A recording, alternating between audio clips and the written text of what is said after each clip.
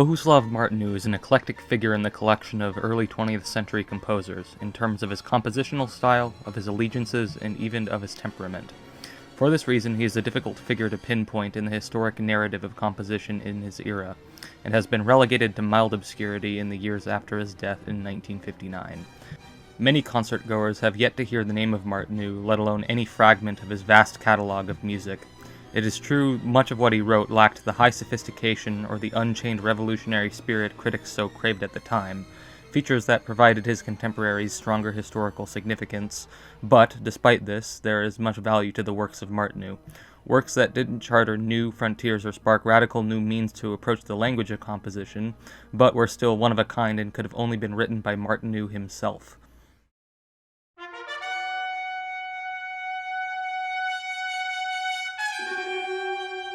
Bohuslav Martinu was born in the Czech village of Polička in 1890. This made him a member of an intermediate generation of composers that sat between the modernists of the Second Viennese School and the post-World War II revolutionaries. For perspective, Arnold Schoenberg was born 16 years his senior, Igor Stravinsky by 8 years, and Anton Webern by 7 years. In 1910, Martinu had been expelled from the Prague Conservatory for neglecting his studies. This was not due to his lack of talent, for he was an excellent violinist and possessed incredible mental capacity for analyzing and memorizing music, so great that he could transcribe orchestral music that he heard in Prague by ear with remarkable accuracy. The reasoning for his expulsion was an aversion to the strict learning environment along with a desire to educate himself with heavy reading and through cultural activities. Martinu, thus, is one of the most significant autodidactic composers. This individual spirit would come to influence his musical style in the future. As Martinu was trying to get a foot into the music scene after his dismissal from the Prague Conservatory, the slightly older generation ahead of him had already come of age and were sparking controversy with their defiantly modernist compositions. The aforementioned Schoenberg, Stravinsky, and Webern had been and were continuing to publish radical music that confused and even angered audiences. In 1913, 2 riots had broken out within 2 months of each other over this modernist music. The Double Concerto in Vienna, March 31, 1913, conducted by Schoenberg, with his Kammerkonzert Opus 9 and Alban Berg's Altenberg Lieder sparking the rage. May 29, 1913, also saw the riots sparked by Igor Stravinsky's The Rite of Spring in Paris.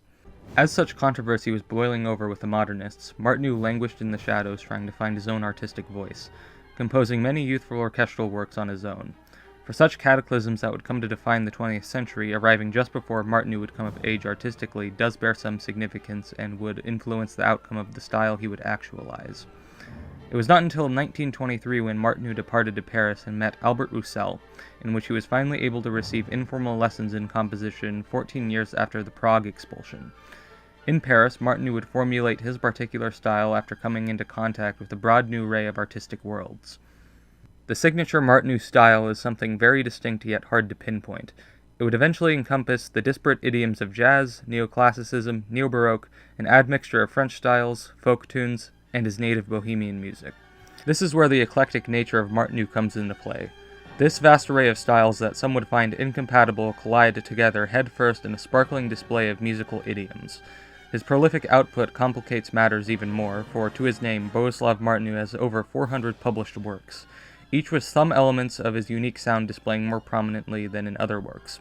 Some works lead more towards his jazz influence, some more towards his French influence, some are engulfed completely in one aspect of his style and toss out the other influences. For instance, he has many works that are almost purely Bohemian in nature, some that are almost purely jazz in nature, etc. The sound of his music is generally colorful and upbeat, with plentiful major chords, free suspending tones, ornaments, organic parallel movement of lines, and punctual rhythmic character.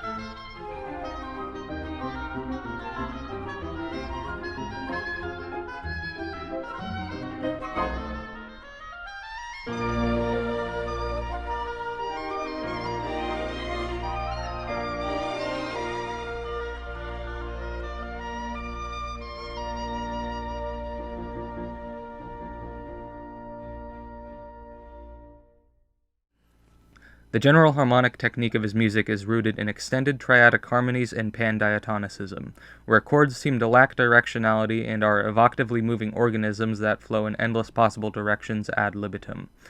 This is not surprising, considering that his most notable influences, including French music, jazz, and Stravinsky, also use these extended triads in a language founded on sensory quality of these harmonies rather than their theoretical function in a tonal system.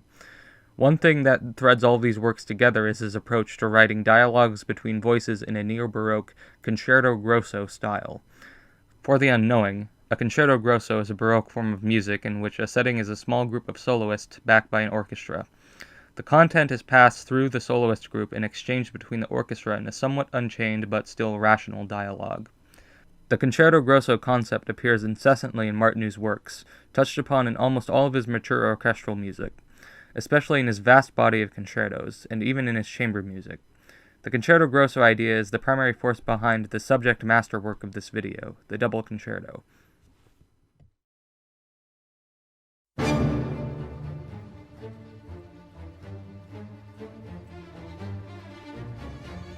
The Double Concerto for two-string orchestras, piano, and timpani is one of the aforementioned works that places total emphasis on a particular element of Martinu's style, that being the neoclassical neo-Baroque style.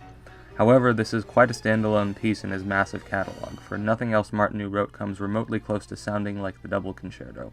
The colorful sound typical in his works is completely abandoned. Instead, present is an incredibly dark, chaotic, confusing atmosphere of stark expressivity and visceral intensity. The reasoning behind such an uncharacteristic shift in his work is deeply personal.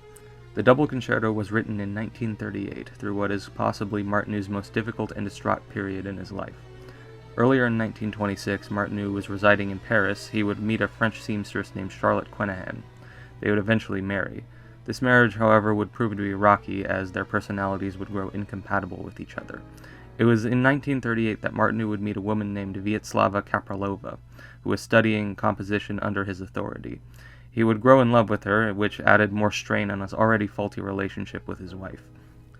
With his deep new affection for Kaprilova, he would write many letters of intense emotion, one of which promised the divorce of his present wife, Charlotte. Most of these letters have since been archived. It was in this period of highest impassioned domestic conflict that would influence the reduction of the Double Concerto. The main factor, however, was something far greater, that being the brewing threat and imminent cataclysm of World War II. The National Socialist-controlled Germany had been in constant strain with Martinu's native Czechoslovakia for years, and it was at the present time that the cold, undeclared war between the two nations was reaching its boiling point. The main drive between the conflict was the region known as Sudetenland, which lay inside what was Czechoslovakia at the time and right at the border next to what is present-day Austria. Sudetenland was inhabited by a majority ethnic Germans who were named Sudets.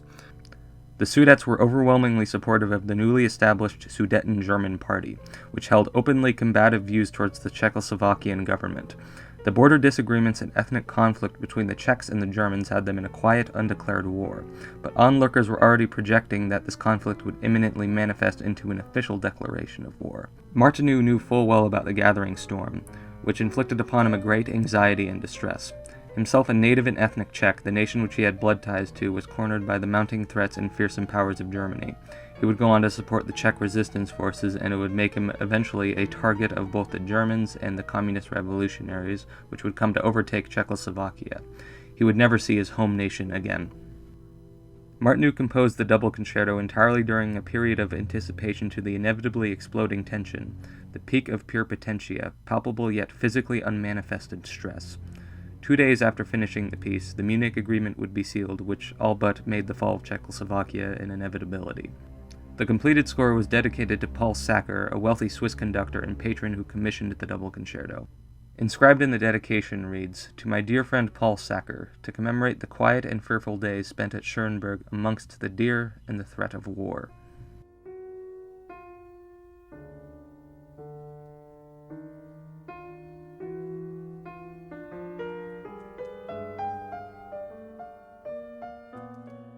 The strongly evocative musical content is so direct to the ear that one may not need to know the background context to understand what the piece is communicating. It's music of extraordinary delirium and chaos. The incessantly avalanching forward momentum of the harmonic and especially rhythmic material bears so much weight that it can be difficult to keep a steady footing when experiencing the music. However, despite the harsh dissonances and confusing rhythms, there is a stark formal clarity in all the work's layout. The first movement. Poco allegro. Highly declamatory, direct and forceful in character. Stylistic elements that pervade the entire piece are exposed with emphatic clarity from the very beginning. The form is an ABA common practice sonata form in gesture but not in harmonic function.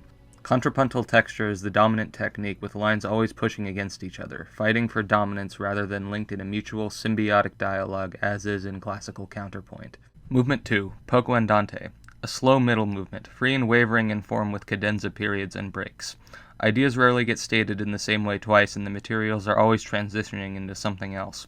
Unlike in a typical symphony or concerto, there is hardly any levity or relaxation. There are monumental outbursts of deafening orchestral tutti that keep the music under pressure. The texture does thin out during the portions of the second movement for the first time, notably during the quiet piano solo, but even then there remains a sharp degree of harmonic instability that makes the wandering quiet passages retain suspense. The movement ends on a cadential gesture, which is significant considering that the material presented so far has been of absolute forward momentum with no regard for resolution. Movement 3, Allegro. The harshest and most agitated movement. The cadential gesture becomes a false sense of security as the third movement abruptly opens with a piercing tone cluster. The ABA seems to return in this movement but gets extended to an ABAC quasi-rondo form. This movement is highly formal, with transparent developments and block-like approaches to recapitulating material, ultimately being a watertight conclusion. There are many compositional techniques and features that make the double concerto evoke such a dark and manic expression. The first and most obvious feature is the harmonic language. Martinu completely abandoned scales and common practice triads. In fact, much of the chords used are completely non-existent, meaning they have no categorization under standard musical analysis. They are merely collections of chromatic pitches. What further confuses the tonal gravity is the fact that real categorized chords do show up in the texture, but are sounded outside of their context and have no analytical governing force dictating their movement. These chords are purely selected for their sonority, the net color of the harmonization for which tension can be increased or reduced by the quantity of dissonant notes within the freely constructed chords. This concept was not exactly new to the field of composition. In fact, when the piece was composed in 1938, it had already existed for more than 60 years. The genesis of this technique stems back to Richard Wagner. Though he was still using categorizable chords, much of them were outside the common practice grammatical context. Non-existent chords started to crop up at the turn of the century and were most famously used by French composers like Ravel and Debussy, who openly desired to liberate sonority from the clutches of restrictive tonal systems which had been in place for more than 200 years. Going further to the early 20th century, there are many composers in the avant-garde that came up with wildly diverging systems for composing with these chords of infinite pitch combinations. In the particular case of the double concerto, however, there is not a definitively set system. For the most part, it is written in free chromaticism. The factor that enriches the harmonic environment is the fact that Martinu does not completely refrain from the standard chords and makes loose suggestions of pitch centers. On top of that, he uses gestures and functions of classical tonality. Examples of these traditional techniques being present in the double concerto include dialectical tension between two harmonic regions, contrasting lines, ternary structure to passages, and quasi-resolutions, although that is quite a generous term to describe how Martinu concludes its sections. This work has often been compared to the compositions of Bela Bartok, and indeed it shares key elements with his music. The use of gestures and functions of classical tonal writing in the context of free dissonance is a grammatical style that Bartok applied and used extensively, most notably used in his Fourth String Quartet.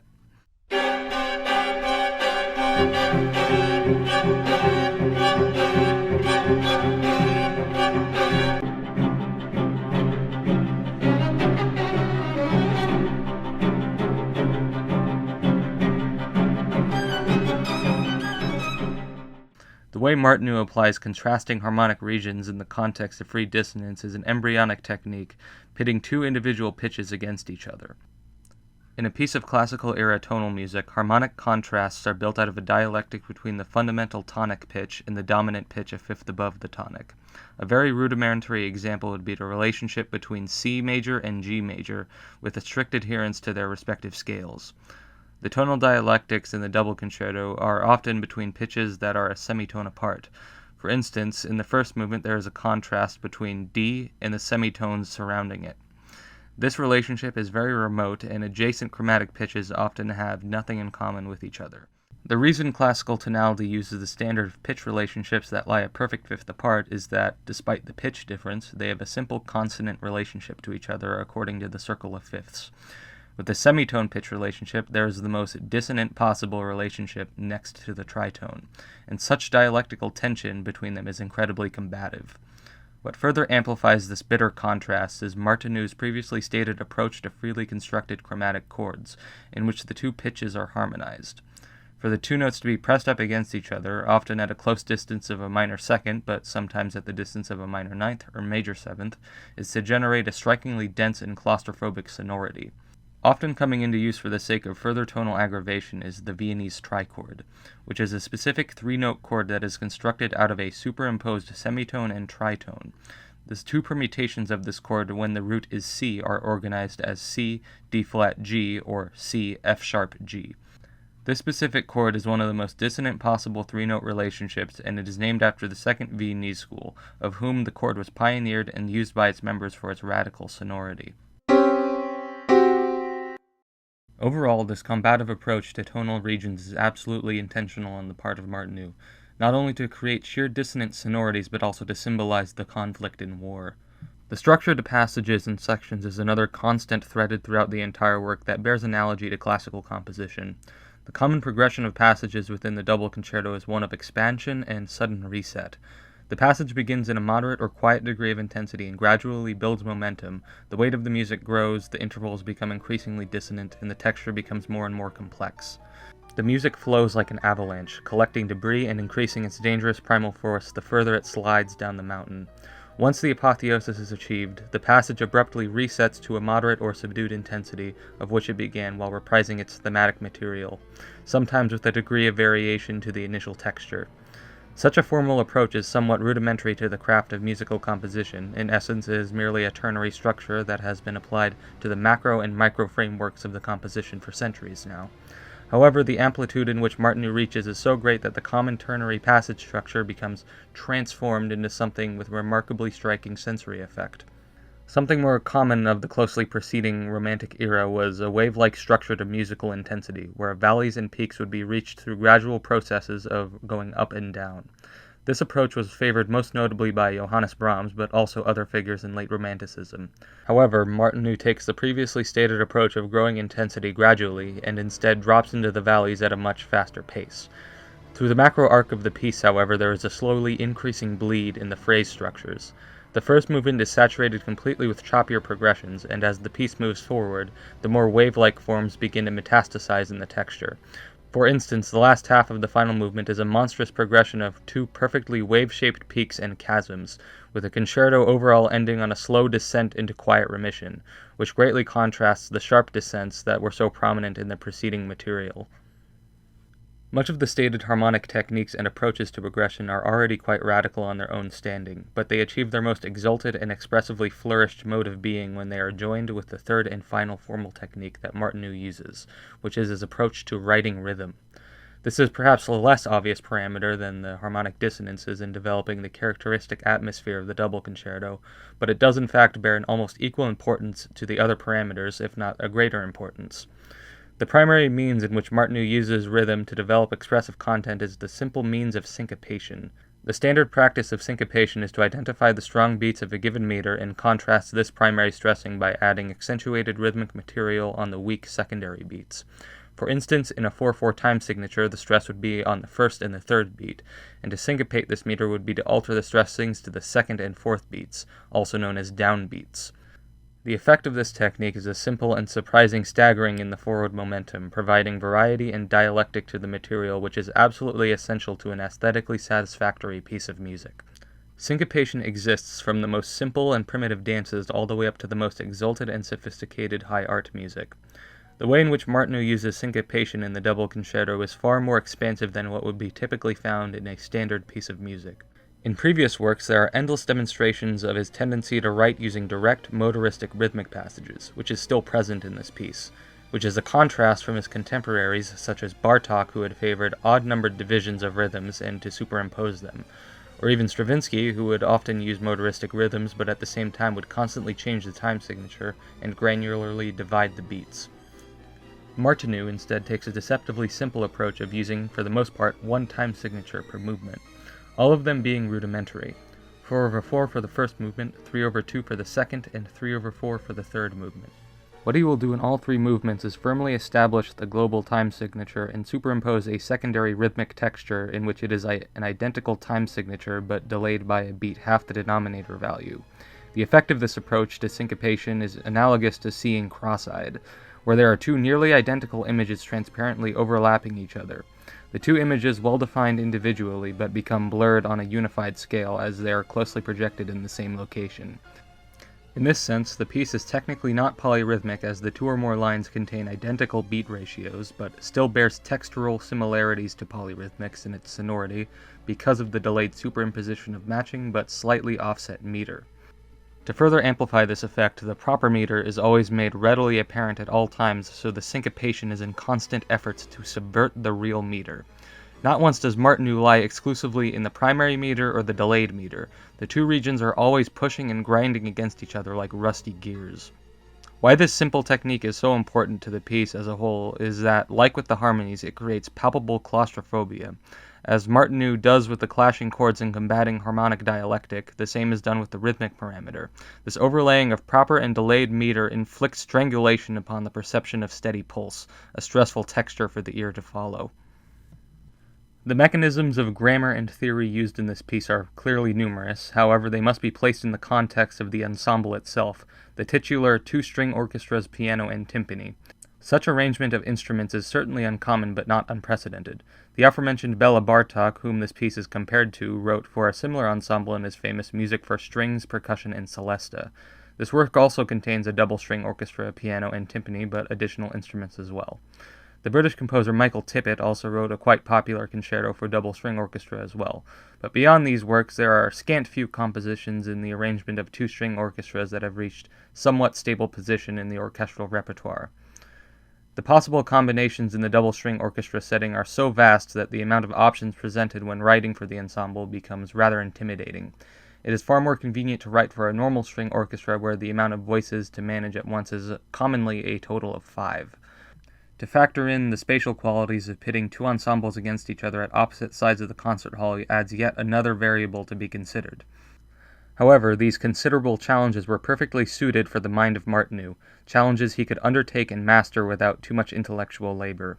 His natural genius in the medium of the orchestra, especially in the concerto grosso form, meant that he could handle a large quantity of voices in the internal dialectics between the piano, timpani, and string parts with great precision and deliberation. This ensemble specifically is tailor-made for concerto grosso writing, and in fact bears remarkable similarity to the ensembles used in real Baroque concerto grossos, although, of course, with a much grander orchestral dynamism. Between the piano and string orchestras there is not much hierarchy. One would expect that the piano would take the role of primacy and be exalted to the soloist standing atop all other musical material, but in fact the two instrumental forces are interlinked and absolutely complementary. There is written only one part in the entire composition where the piano is completely isolated, that being the eerie winding solo passage that builds suspense in the second movement's first half. At all other times, the piano and strings are practically symbiotic. There is a surprisingly abundant usage of homophonic relationships between the instrumental groups. The piano and strings are often doubling melodic figures and acting in parallel motion. This is a reflection of Martinu's signature tendency to use the piano as an orchestral instrument in a vast majority of his orchestral works, including in his cycle of symphonies. When the piano acts in contrast with the strings, the context for doing so is not to create a soloist dialectic, but rather a global structural technique for advancing the tonality of the music's harmonic, rhythmic, and grammatical language. The timbral contrast and sharp attack of the piano allows it to be used as a technical device, often used for the amplification of the work's characteristic rhythmic syncopation. The timpani is more of an accessory instrument, also used for rhythmic syncopation, but principally for adding more weight to passages of high intensity, and indicating the declamatory statements from the orchestra.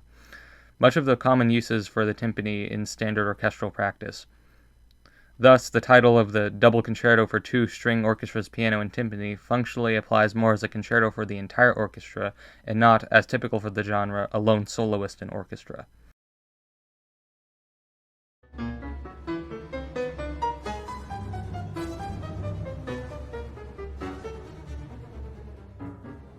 The content to be focused on will be selected passages from each of the three movements that display primary techniques that Martinu deploys and best represent the expressive content for the project of this work. Each movement fragment will represent a compositional technique that makes the Double Concerto such a special piece of music. The first movement begins with a massive declamatory D across 6 total octaves, with the violins in both string orchestras playing a quick lower mordent touching upon a high C sharp.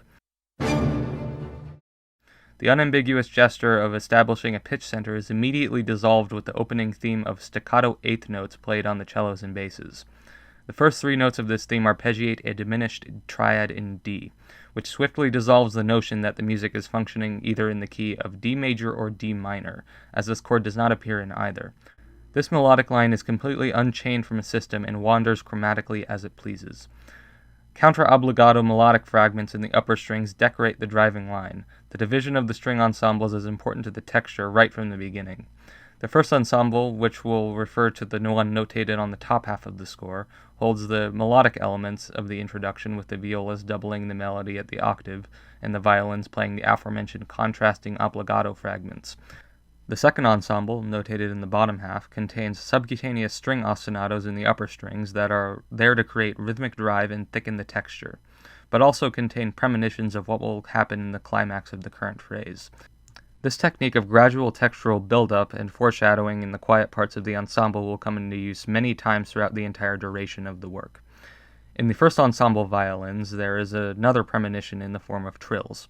Techniques like ostinato, tremolo, and trill will become integral to the expressive atmosphere as the work progresses. The low strings of the first and second ensemble in unison continue to play the main theme, and in this theme we quickly find the first instance of the syncopation that the whole work is grounded upon, with eighth notes tied together across the bar line. The theme notably avoids the pitch of D after the declamatory opening. In fact, great emphasis is placed on the chromatic neighboring tones of D for the duration of the melody, which creates a tension in the listening, as the adjacent tones are begging to resolve back to the note so emphatically stated at the beginning of the line, but such resolution is denied, making the melody seem without punctuation or end, an unpredictable, constant chain of chromatic pitches that seem to go nowhere at first. A subtle foreshadowing to the harmonization of semitones which comes into full bloom at the soon-to-be-stated passage climax is hinted at in the second string ensemble, where there is initially octave ostinatos on D in the first and second sections of the violin ensemble, but the first violins shift upward to E-flat as the second violins continue with D, creating semitone harmonization that is short-lived as the section transitions into a melodic texture in preparation for the peak. The melodic texture of the upper strings opens with a new motif that will be a recurring figure in the first movement, an ascending figure in the space of an octave that results in a dynamic accent on the final note. The accented note of this motif is placed in a higher register and in an increasingly dissonant context to ramp up the tension. The piano is somewhat subdued in the introductory passage and plays in unison with the strings to emphasize the line, but slowly gains independence and contrast with the accented notes that lie outside of what the strings are playing. Additionally, the piano also avoids the note D. As the melody progresses, it leads upward into what at first appears to be the climax of the phrase. The upper strings reach their highest notes so far, harmonizing as a spiky chord in longer tenuto rhythmic values. The held notes are quickly transformed from the strong beat to the essential eighth note delayed beat, and back to the strong beat again, through the means of a downward leaping octave accent at the duration of an eighth note, which makes the rhythmic confusion absolutely forefront. On top of this, the time signature very briefly changes to 3/4 and switches back to 4/4 only 6 measures later. The chord harmonized on the upper strings consists of 2 parts. In the first ensemble, a G root with a C sharp and G sharp open fifths on top, which is a registral displacement of the Viennese trichord mentioned earlier. Simultaneously, the second ensemble plays a high G diminished triad. The piano part contains a considerably strange contrasting chain of chords.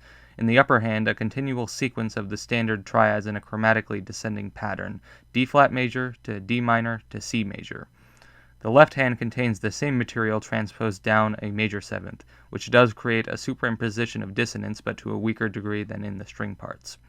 Following that cycle is an ostinato on 2 chords, D sharp minor and D minor. This tonal feature not only utilizes the strange and uncanny sound of adjacent chromatic progressions, but also represents how the melody leading up to this point functioned. the pitch of D with the neighboring tones distracting and suffocating its primacy.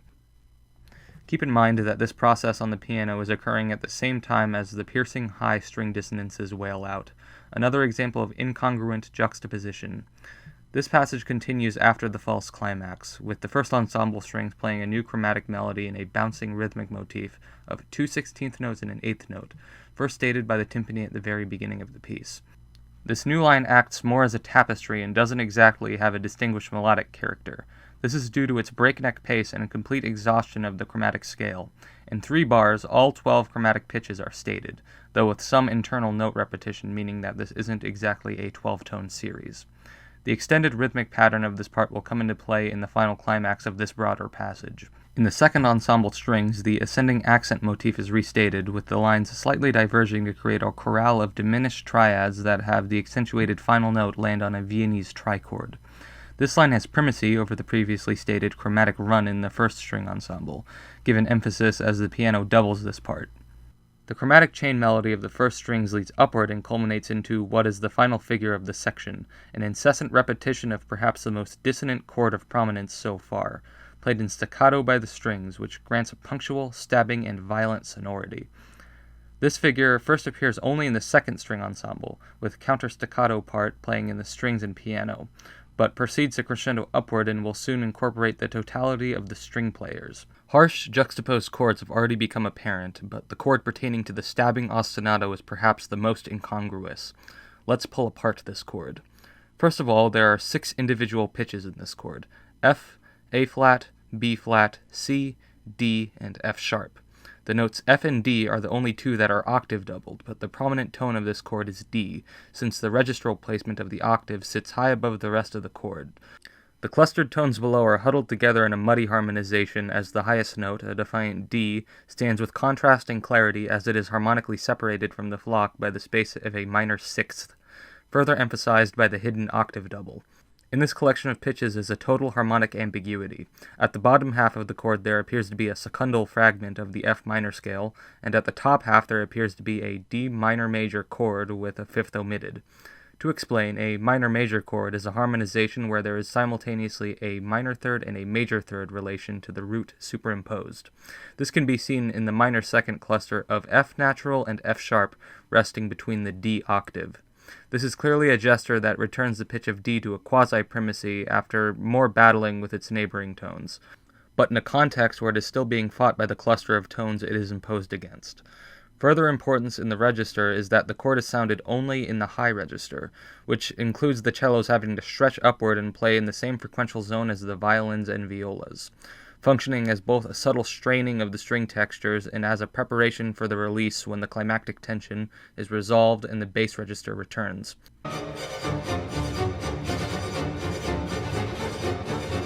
The rhythmic repetition of the chord is a close mirroring of the rhythmic pattern that the aforementioned tapestry chromatic line used, permuted in such a way that, of course, it is nearly impossible to determine what the strong beat or the weak beat is. As the second string ensemble stabs away, the first string ensemble plus the piano engage in a similar process of sliding upward with a technique of increasing the division of the notes, beginning at accented quarter notes recapitulated from the first false climax, and smoothly speeding up to the 16th notes that the second ensemble used in its own upward leading line. Parallel harmonies in the ascent dramatize the tension with remarkable impact. The apotheosis of the ascent is a string tutti where the first ensemble is playing a separate but also independently dissonant chord of its own. The pitch collection is E, G sharp, D, F, and high C sharp, the C sharp being placed a semitone below the previously stated high D for yet another example of a D and a neighboring tone contrast. The totality of the notes sounding at once when combined with the second ensemble chord is a count of 8 notes.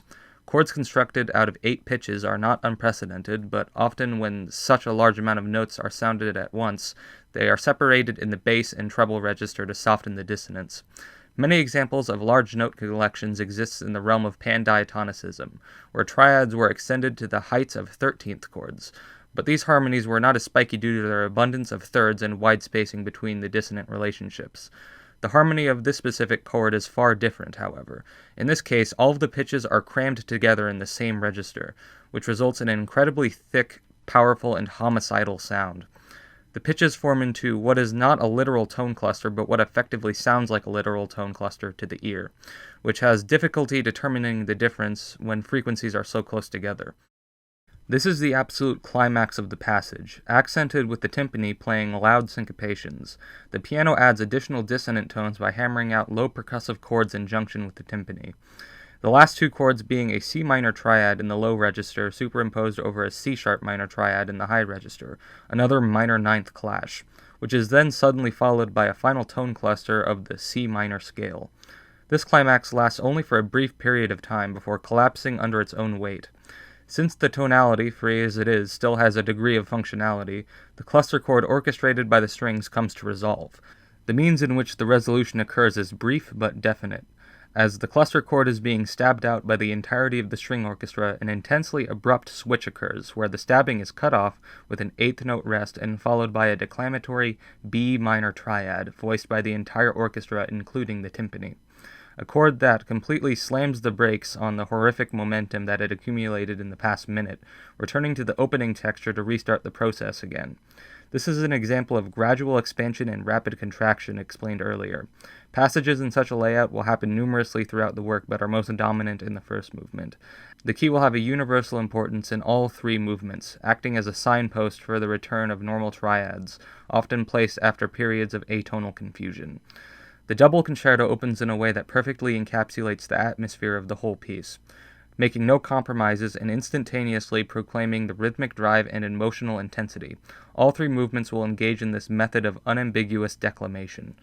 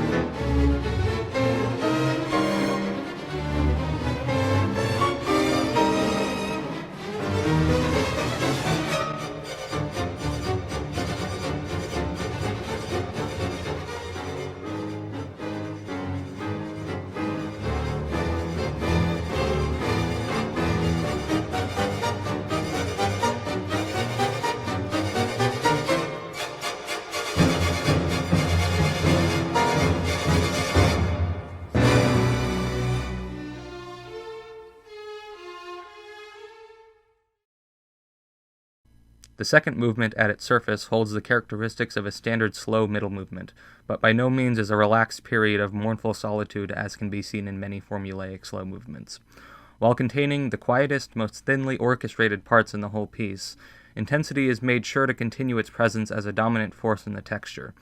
Opening the movement is an ever-present B minor triad in full orchestral voicing, a complete tutti of the two string orchestras in complete homophonic alignment. The massive chorale resides fully in the triadic realm, but yet the tonality is constantly fluctuating. Immediately following the B minor triad is a B major triad, another B minor, a C suspended 4, a D major 7, and back to B minor. This time with added C-sharp suspension in the upper violins.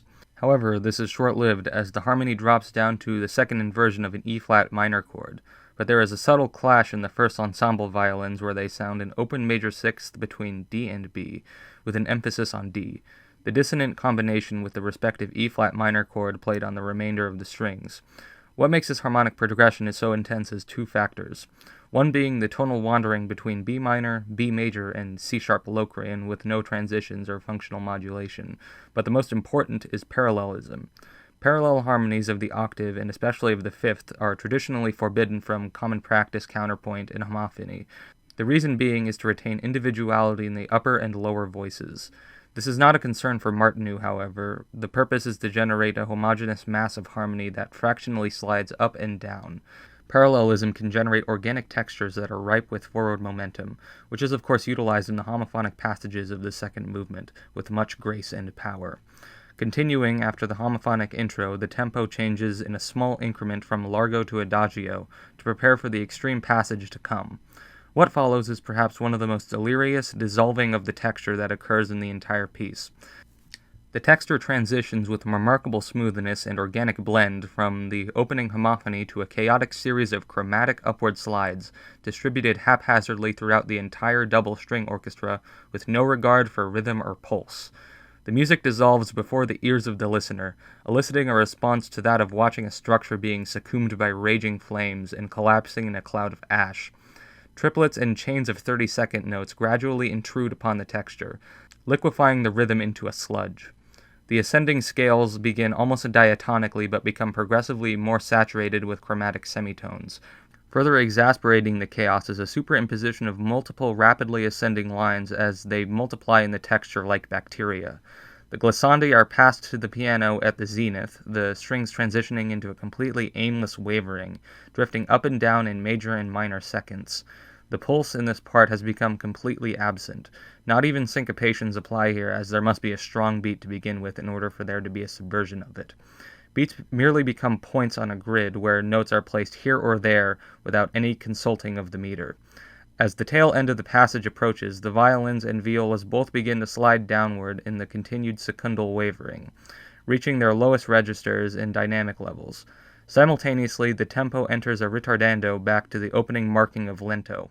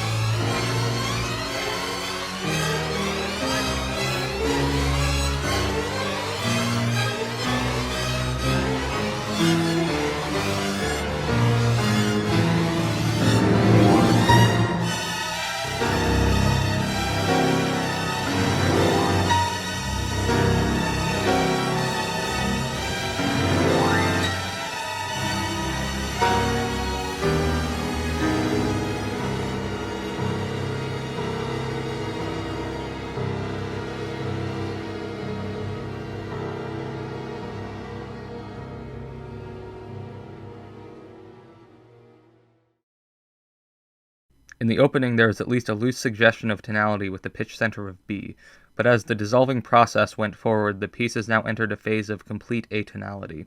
Exemplifying this is the haunting quiet string passage that occurs after the chaotic dissolving passage has wound down.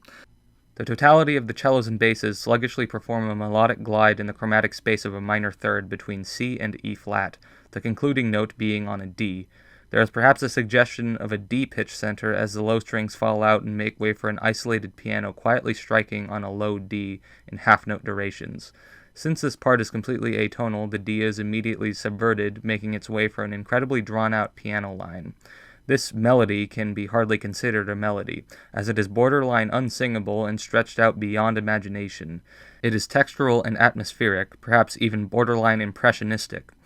Pitches of the total chromatic aggregate methodically drip like raindrops flowing down a window. Certain sections of the scale are focused on and will slide into a new chunk of the scale. For instance, a line will wander through the chromatic chunk between C and E flat, and will move downwards to the chunk between F and B. This is by no means fixed, and will move in an infinite amount of unpredictable directions. The rhythmic character matches the drifting character of the line, as there is an introduction of triplets into the beats. These triplets often clash against the standard metric division, creating polyrhythms. There are endless examples of this occurring as the top voice plays in a triplet division and the bottom countermelody is in standard time. During this line, there is a brief recitative from the low strings, again featuring the lowest note on the double bass, and E1 played in pianissimo, a phantasmic sonority that haunts the air. Once the piano line returns, the rhythms begin to speed up, subdividing themselves from a quarter note pace to a 16th note over triplet 8th note pace in a piecemeal fashion. The dynamics begin to creep up, the line becomes more and more agitated until finally it bursts. This passage, just like the last, engages in a process of melting into a thick acidic puddle. Precluding the line's end is a subtle two-note tremolo in the very low register of the piano, leading into an ingenious figure. The piano achieves total disintegration of the line by recessing into the lowest register to play rapid tremolo alteration of dyads. These dyads are G and C sharp plus A and D sharp, two open tritones. The agitation of trilling two notes is already significant, but to trill two dissonant dyads in the deepest trenches of the piano's register creates a gloriously horrific sound, as if the piano is demonically snarling at the audience member. But this harsh piano figure is not alone. While the piano growling begins, the string chorale comes crashing back with enough force to shatter glass. Now grotesquely transformed, the chorale bears little in common to what was heard in the opening. The harmonic character is no longer triadic, entering the realm of the unknown. Opening the chorale is an open harmonization of D and E, an inverted B-flat major 7th chord, and an accented free chord built out of a strong C fundamental plus the pitches E, F, F sharp, and G. Pitches in this chord are registrally displaced, so this isn't a total cluster as was seen in the first movement's opening passage, but the sound is still astoundingly thick and combative. What makes this chord sequence even more intense is the top notes of them, where there is a sequence of E, F, and F sharp, a dramatic rising chromatic scale. This sequence is stated again after a brief half-note rest with an additional chord tacked onto the end, constructed out of a B-flat, C, E, E-flat, F, and G, a diatonic cluster of pitches from the B-flat minor scale with an added tritone. Since the top note is a G, this extends the chromatic rising scale of the soprano line. In the final sequence, there is a dramatic octave leap in the final chord, signaling the end of the phrase. This chord gives prominence to B minor as the top notes B and D rest atop the harmony. But in the low strings there lay an E-flat and an A-flat. This is a subtle return of the conflict between B minor and B major that was present in the opening chorale, as the high strings representing B minor and the low strings representing B major. Even in such a fantasia-like movement, there still remains fragmentary elements of recapitulation, though small enough to not disrupt the continual flow. As the movement progresses, ideas are constantly changing. Audible repetition of motifs and other elements is a rarity. Most likely, this approach to formatting the movement is a representation of delirium and horror. The structure is melted, disfigured, and mangled. The unpredictability of where the music is heading necessarily inflicts a sense of anxiety. Indeed, this is yet another example of Martinu depicting the psychological and perhaps even physical effects of war.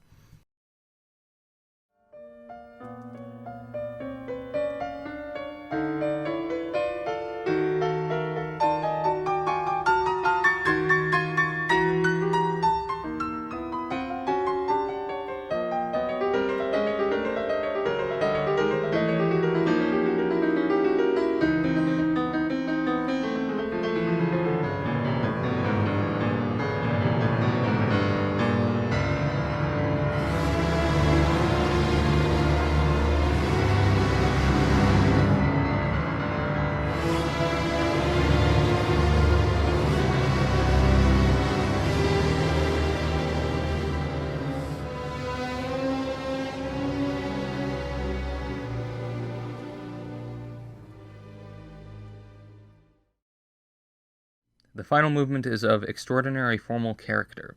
Martinu's music is often improvisatory in nature, threaded together with loose suggestions of formal layout, but highly obscured with unpredictable embellishments, sudden intermissions of foreign material, and uncertain tonal direction. The finale to the Double Concerto, rather, still holds a layout of a very traditional conclusion to a large-scale work, with astoundingly sophisticated technique. The thematic elements are more transparent in the final movement compared to the previous two, and develop with clarity. The global structure of the movement is in the form of ABAC, so a rondo form, ABACA, but without the final A section, instead being replaced with an extended C part that transforms from a climactic, distinct new thematic passage into a recapitulation of material from the previous movement. Martinu was particularly fond of the rondo form, and it's no surprise that he decided to employ a slightly modified version of it for the finale. Additionally, rondos were a common go-to format for the finale of historical multi-movement works, particularly in the classical era. The opening of the third movement is, like the previous two, declamatory in nature, but this time far more piercing and harsh. The harmonic technique remains the same, so that aspect will not be discussed with much detail. The most important thing to know about the final movement's harmonic language is that it now has manifested completely literal tone clusters, meaning that more or two adjacent semitones in the same register are sounded simultaneously. The previous movements used tone clusters formed out of varying collections of whole notes and half notes, with registral displacements. Now the pitches have been fully crushed together and have achieved their most dissonant potential. This can be seen right away with the stabbing piano chord that opens the movement, consisting of a G sharp, A, and B flat, three adjacent semitones punctuated by being placed in the piano's highest register, with a very loud dynamic accent. These three adjacent semitones will be the harmonic idea of the movement. It can be seen as the quasi-tonic chord. Activity of the strings drives the desired atmosphere. A primary textural motive is repeated, chugging 16th note articulations, immediately stated in the cellos of both the string orchestras. Trills first stated in the violas are another motive resting in the opening texture, which will be spread out and developed as the movement progresses. One important permutation of the trill idea is the idea of stacking many trills with dissonant relationships to each other. For instance, one piece of the two string orchestras will be playing a trill between C and B, another piece will be playing a B flat and F, causing not only dissonant harmonizations, but dissonant harmonizations in a skittish context. The purpose of trill and repeated articulations is quite simply to agitate the line. The fast and anxious sound when using these techniques is yet another means to communicate the delirious wartime theme. The top of the string texture is the main theme of this movement, one that bears resemblance to the previously discussed ascending accent motif that was important in the first movement, sounding like the initial motif was taken up and repeated in a chain-link structure with slight alterations to create a full theme. Making this theme intense is that it almost always appears in a delayed syncopation, including its very first appearance. Also apparent is how the theme is inexorably tied to the trill idea, as it often leads into the stated sea of dissonant orchestral trills. The most important part of this line is the brief moment where it leads upward into a state of high tension. The violins reach their highest notes and make brisk 32nd note ostinatos in that register. There is an inherent anticipation to this gesture. It is all too common in the language of music for something like this to lead into a cadence or drop down in a defiant modulation. Instead, the brief moment is simply left hanging mid-air, suspended as the music seems to ignore what just happened and continues romping in the texture that it was saturated in previously. This question, however, will not go unanswered.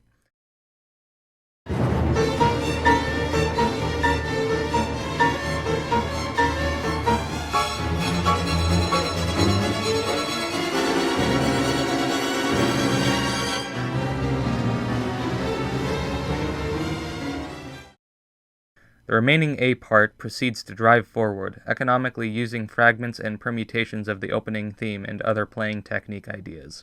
But inevitably it is cut off, hanging without any sense of finality as the B section enters. The B section is a basic means of relaxing the music slightly before all hell breaks loose. It is in a fragmentary hoquetus form, with lines alternating between the piano and strings. There's a certain fragility and motoristic character to this section. The abundant staccato of the piano, pizzicato of the strings, and sparser instrumentation is a needed reprieve, though still fertile with resting tension. The B section will not need be discussed in depth, as the weight of the argument lies upon the return of the A section. Opening with another cutoff to B, the returned A section is introduced only with its cello ostinato and viola trill, but bursts out as the opening theme makes a full restatement with identical piano clusters accompanying. Everything is mostly identical until the high-tension leading part. In the first statement, this figure was shorter and didn't get an answer as the music proceeded. Now there is an additional measure, where the music rises a semitone higher and is held there statically.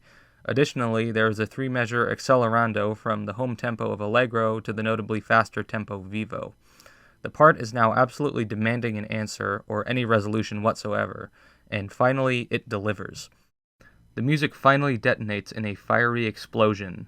A completely new, hyper-expressive melody enters. The quality of this melody is that of falling down an infinite staircase. The first violins from both string orchestras, with octave doubling from the second, churn out this theme starting at the highest register played in the movement, and it progressively descends. The entire chromatic scale is exhausted as it continues to spiral out of control downward, only stopping once it reaches the lowest register, impacting the ground for which it can descend no longer. To contrast this line, the lower strings plus the timpani blurt out forceful staccato punches on incongruous chords. At this moment, the timpani receives its most prominent part of the entire piece. Prior to this, it was an accentual percussion instrument which provided emphasis for high points, but mostly laid in the background as an amplification device. But now, even if it is for a short period of 10 seconds, it has achieved its foreground presence that it has long fought for.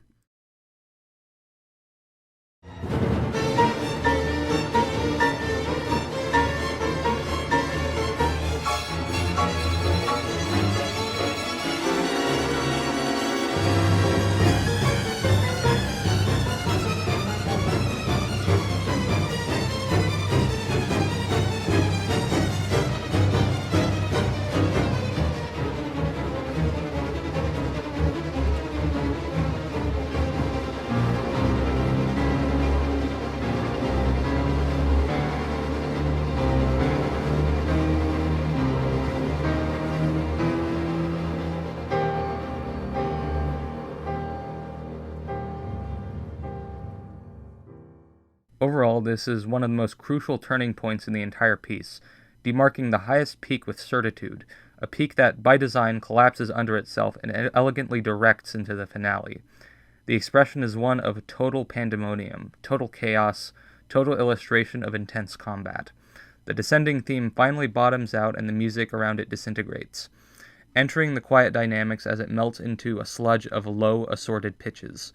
Wading through the wreckage of the climax's destruction, a new passage emerges, which will come to be the ultimate conclusion of the entire concerto. A quiet, haunting march alternating between the timpani and the piano begins, with an equally atmospheric string passage growing around it.